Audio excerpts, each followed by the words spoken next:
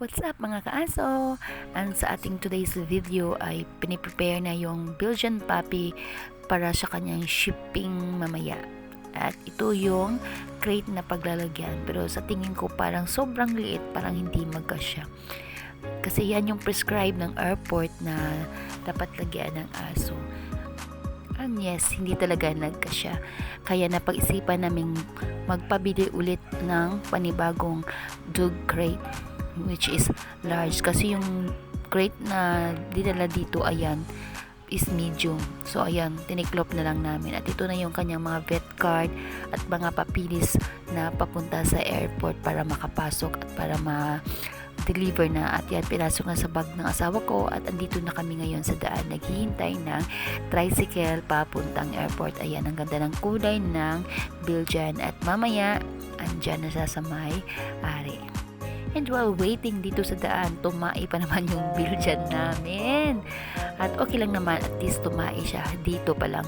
So ayan, abang-abang kami sa magsusundo sa amin dyan sa airport. Ayan, nilisa na siya ng aking anak. And here we go at airport. Pero medyo nagka-traffic kasi napakahaba ng pila mula sa gate dahil meron palang bisitang paparating. Ayan, kung makikita nyo, mayroong patrol at saka napakaraming ambulance at mostly lahat ng mga sasakyan ay puro team. So ang dami niyan, mga escort yan sa bisita. At yung bisita pala na papunta dito sa amin sa Negros ay si Pangulong Bongbong Marcos. So nagtataka kami bakit napakaraming ambulansya. Ano ba? Lahat ba ng bisita ay mahihimatay at ipapasok lahat sa ambulansya? Nakaks. Ayan, sobrang dami ng mga sasakyan. So, for the hintay ang mga person dito. At ayan na nga. So, while waiting, nagchichismis kami dyan ng aking asawa at ng driver. At tumai ulit yung Belgian puppy at sobrang baho. Kaya nagmamadali na kami sanang makapasok para malinisan namin yung cage para hindi naman mga mutai yung aso pag sinakay sa aeroplano. So medyo mahaba-haba dyan yung paghihintay namin, pero wala tayong magawa dahil yung bisita is si Pangulong Bongbong Marcos. At iyon na nga, umusad na nga yung aming sasakyan, yung tricycle pala na aming sinasakyan. And dyan, papalapit na kami dyan sa gate sa airport. So, pinatay ko yung aking cellphone. Baka pagalitan ako ng mamang guard dyan. Oh. Ayan. So, ito yung pala yung airport namin dito sa Silay City, Negros Occidental. Ayan. At saka tinanong kami ng guard kung saan kami papunta. Sabi namin, doon kami sa cargo kasi mag-ship kami ng aso. At ayan, pinapasok kami. And here we go, going to the cargo. At yung ang cargo pala na, dito pala namin dadalhin yung aso sa Philippine Airlines kasi naghihintay na dyan yung nag-transact sa buyer. At yun na nga, yung asawa ko yung naka short na orange at yung red, siya yung nag-transact sa buyer. At yan yung crate na pinagpalit na yan kasi medyo malaki na yan. And then, so ayan, pinapak na, sinisell na yung kanyang vet card sa taas ng dog crate para naman makuha na ng may-ari. Pero yung mag-pick up dun sa airport sa Manila ay yung rider. So, rider yung magdadala going to Quezon Province. And yan, so buti pa yung aso nakasakay na sa aeroplano, samantalang ako hindi pa.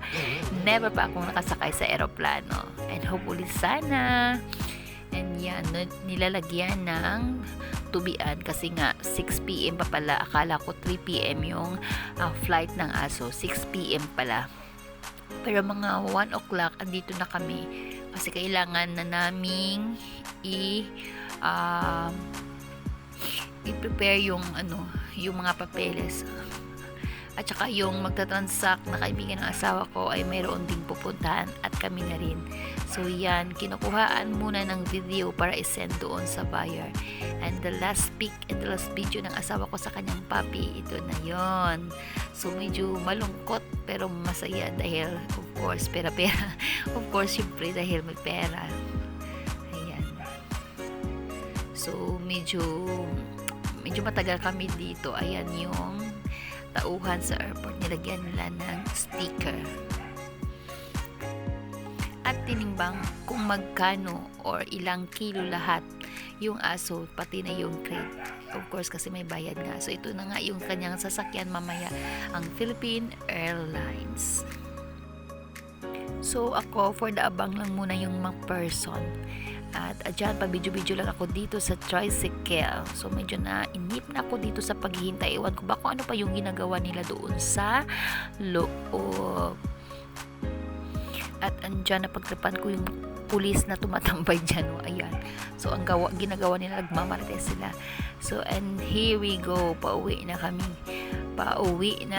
Ay, hindi pa pala kami uuwi kasi kukuha pala kami ng kambing ng kaibigan ng asawa ko. So, ayan. So, habang papaliko kami dyan sa mismong airport na, sa departure area, ayan, nakita namin yung bus na sinakyan ng mga tauhan ng, ayan o, may pangalan, Bongbong Marcos. So, napakadaming mga pasahero dito sa labas na naghihintay. Ewan ko ba kung pauwi na yung iba or papasok pa lang dyan sa airport. And dahil sa sobrang excited makauwi, naku po, naiwan yung cage na isa doon sa Philippine Airlines. So, binalikan namin dyan. Ito talaga yung asawa ko. Sobrang malimutin. Ay, naku po, ano ba, parang matanda na yung ulahing asawa ko. Kaya, kung pwede lang sanang ibenta yung asawa ko, ibibenta ko na lang. Kaso baka walang bumili. Charot. So, ayan, binalikan ulit namin yung cage. So, ito lang yung ganap muna namin for today's video. At sa mga hindi pa nakasubscribe sa aking channel, please subscribe to my channel and paki-like na po. And comment naman po kahit minsan. Charot. So, bye-bye. Thank you for watching.